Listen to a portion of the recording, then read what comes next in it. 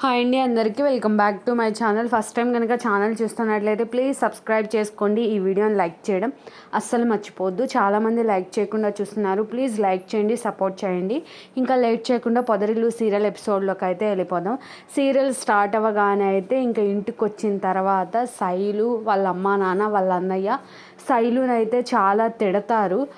వాళ్ళ అమ్మ అయితే ఇష్టం వచ్చినట్టు కొట్టిద్ది శైలును, మామూలుగా కాదు, పడేసి మరీ ఇష్టం వచ్చినట్టు కొట్టిద్ది. అయితే అడుగుతాడనమాట వాళ్ళ నాన్న, నీకేమన్నా తక్కువ చేశానా, నిన్ను సరిగ్గా నేను పెంచలేదా, నువ్వు అడిగింది నేను ఇవ్వలేదా, నేను అసలు ఏం పాపం చేశాను, నువ్వు మమ్మల్ని ఎందుకు ఇంత మోసం చేశావు అని చెప్పి శైలు వాళ్ళ నాన్న అయితే దగ్గరికి పిలిచి అడుగుతాడు. వాళ్ళ అమ్మ కూడా, నువ్వు అబద్ధం చెప్తున్నావు కదా, ఇదంతా నిజం కాదు కదా, ఈ పెళ్ళి ఇష్టం లేదు కదా, నీకు ఇష్టం లేకోకుండా ఇలా చేస్తున్నారని నువ్వు కావాలని అబద్ధం చెప్తున్నావు, నిజం చెప్పు శైలు, నిజం చెప్పవే అని శైలుని బాగా కొట్టి అడుగుతూ ఉంటుంది.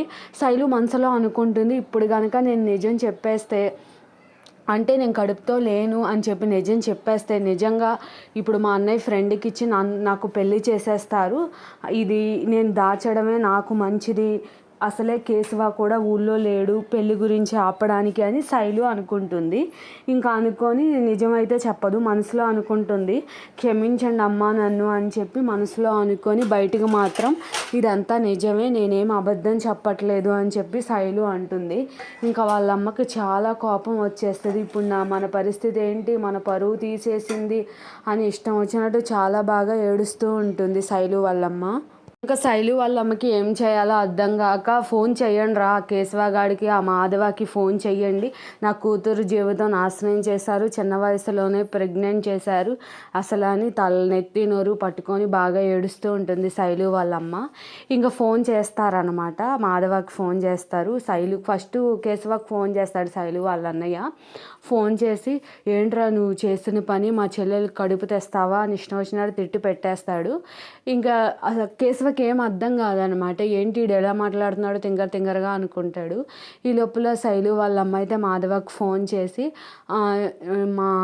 మాకింత మోసం చేస్తారా, మిమ్మల్ని ఊరికే వదిలిపెట్టను, మిమ్మల్ని జైలు పాలు చేస్తాను, నా కూతురి జీవితం నాశనం చేశారు, నీ తమ్ముడు నా కూతుర్ని కడుపు తెచ్చాడు, నేను అమ్మమ్మను అవ్వబోతున్నాను అని బాధతో చాలా తిడుతూ ఉంటుందన్నమాట. మీరు చేసిన పనికి, ఆ తమ్ముడు చేసిన పనికి నేను అమ్మమ్మని అవుతున్నానని ఆనందపడాలా, లేకపోతే ఇలా నా కూతురు జీవితం నాశనం అయినందుకు బాధపడాలా అని చెప్పి మాధవాన్ని ఇష్టం వచ్చినట్టు తిడుతూ ఉంటుందన్నమాట శైలు వాళ్ళ అమ్మ అయితే.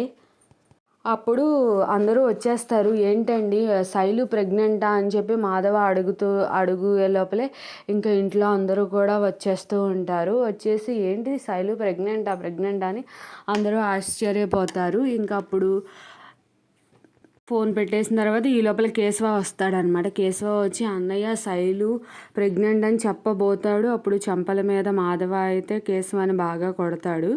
కొట్టిన తర్వాత, ఏంటి నువ్వు చేసిన పని అని బాగా తిడతాడు. అయితే మాధవ వాళ్ళ తమ్ముడు చక్రి అలానే మహాలక్ష్మి అయితే నమ్మరు. అసలు మన కేశవ ఇలా చేసేవాడే కాదు, శైలు మన ఇంటికి వచ్చి అంతగా ఇచ్చేసినా సరే ఒక్క మాట కూడా శైలుని పెళ్లి చేసుకుంటాను అనకుండా జాగ్రత్తగా వాళ్ళ ఇంట్లో దింపాడు కేశవ. అయితే కేశవ ఇలాంటి పని చేస్తాడా, నేను నమ్మను అని చెప్పేసి మహాలక్ష్మి అంటుంది. చక్రి కూడా అలానే అంటాడు, ఎక్కడో ఏదో పొరపాటు జరిగింది, మన కేశవ ఇలా చేసేవాడు కాదన్నయ్య అన్నా సరే వాళ్ళ అమ్మ చెప్తుంది కదా, శైలు చెప్తుందంట మీ కేశవనే ఇలా చేశాడని, ఇంకా నమ్మకుండా ఎలా ఉంటాను అని చెప్పి మాధవ అంటాడు.